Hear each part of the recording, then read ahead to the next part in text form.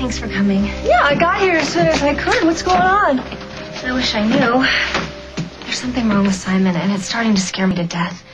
What do you mean wrong? Is he sick? Is he hurt? No. Actually, the last few weeks have been amazing. We've been happier than ever. We've been planning our move to Australia, and we even moved up having a baby.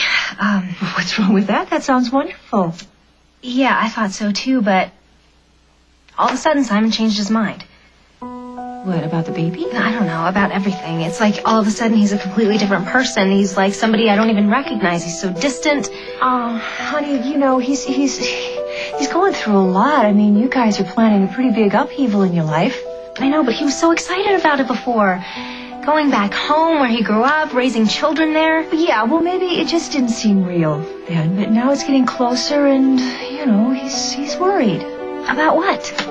Maybe he's taking you away from your home, from everything familiar. Maybe he's afraid you won't like Australia, and he'll feel responsible. But going to Australia was my idea in the first place. If he didn't think it was a great idea, he would tell me. All right, well, marriages go through changes. This is just a growing pain.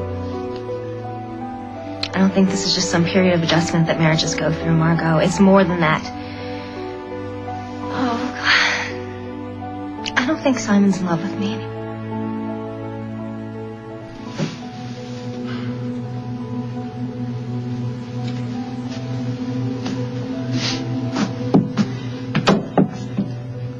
What do you think you're doing? What does it look like, genius? Don't ask me to buy you one. I thought you were supposed to be getting the little missus to give you the old heave-ho. I'm waiting for someone who's going to give me a hand with that, so why don't you just get out of my face?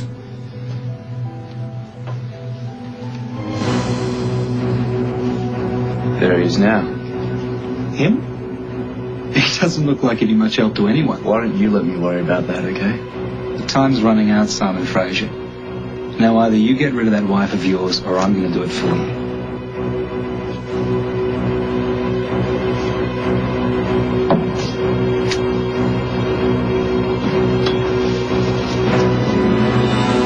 Of love in one day, especially someone like Simon. I mean, it took him so long to commit in the first place. I know, I keep telling myself that, but my mind just keeps going there. All right, is this a feeling you're having, or can you point to something specific? He didn't come home last night. And he hasn't called. Oh. See, I'm not just imagining things. Okay. All right, I'm just going to ask this flat out. Do you think he's having an affair? No, that's not it. Well, have you asked him point blank what's going on? Yeah, I've asked him time and time again, and he just keeps avoiding me. It's like he doesn't want to have anything to do with anything that has to do with me. All right, well, when did it start exactly?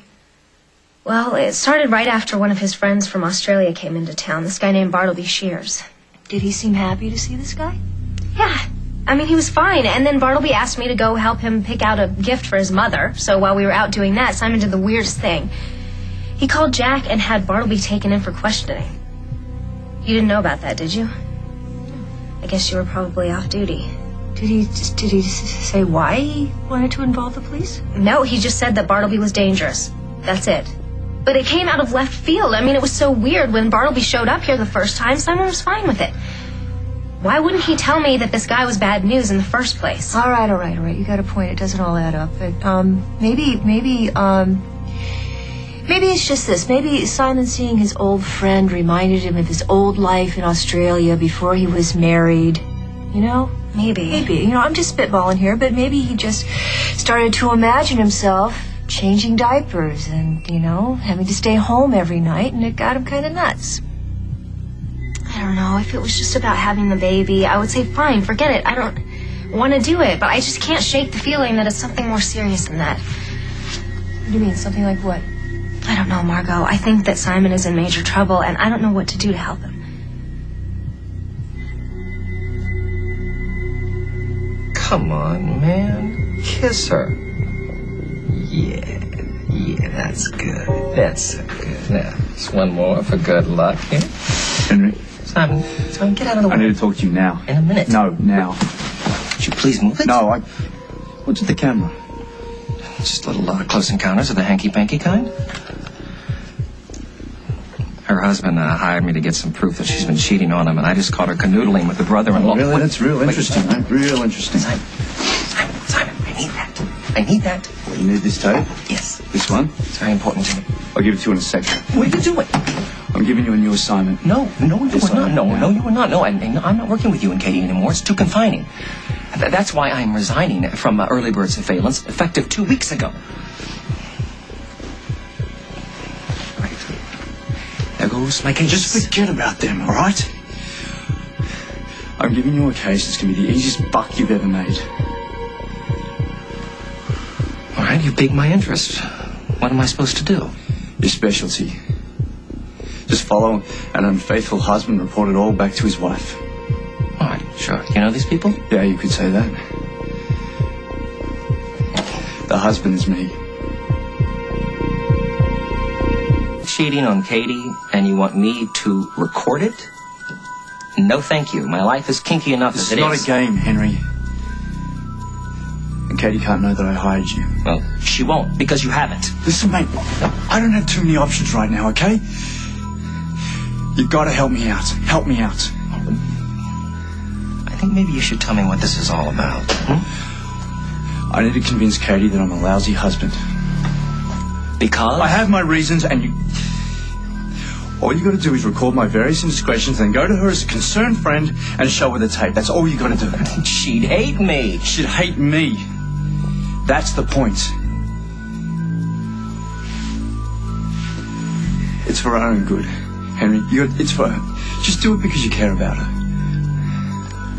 I do? You do. You do care about her, and now this is a chance to show it. All right. Okay. This sounds easy enough, but... But what? Well, you need to know more? I can't tell you anymore. No. I just want to know how much to charge you for something like this. Can I get you something, Mr. Fraser? No, I'm fine, thanks. Are you finished with that, Mr. Coleman? Yeah, it was delicious. Most people prefer an olive.